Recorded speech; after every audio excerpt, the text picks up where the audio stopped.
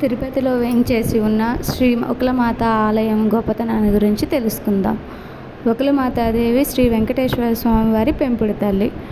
శ్రీ వెంకటేశ్వర స్వామి వారు ద్వాపర యుగంలో శ్రీకృష్ణుడిగా ఉన్నప్పుడు యశోదాదేవి తన కళ్యాణాన్ని జరిపించలేకపోయినందుకు చింతిస్తున్న బాధను తెలుసుకున్న శ్రీకృష్ణుడు, అమ్మ, కలియుగంలో నేను వెంకటేశ్వరుడినై వెలుస్తాను, అప్పుడు నువ్వు నా కళ్యాణాన్ని జరిపించి తరించుదువు అని చెప్పి వరం ఇచ్చాడు.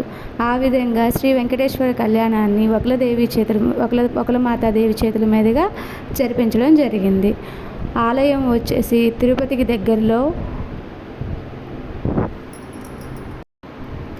దగ్గరలో ఆహ్లాదకరమైన వాతావరణంలో పచ్చటి కొండల నడుమ వెలిచి ఉన్నది. వెంకటేశ్వర స్వామి దర్శనానికి వెళ్ళిన భక్తులందరూ కూడా వకుళమాతాదేవి ఆలయాన్ని సందర్శించి తరిస్తారు.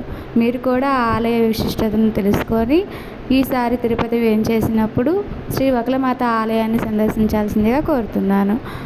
ఆ వకుళమాత ఆలయం యొక్క కొన్ని దృశ్యాలు ఇక్కడ మీరు చూడవచ్చు.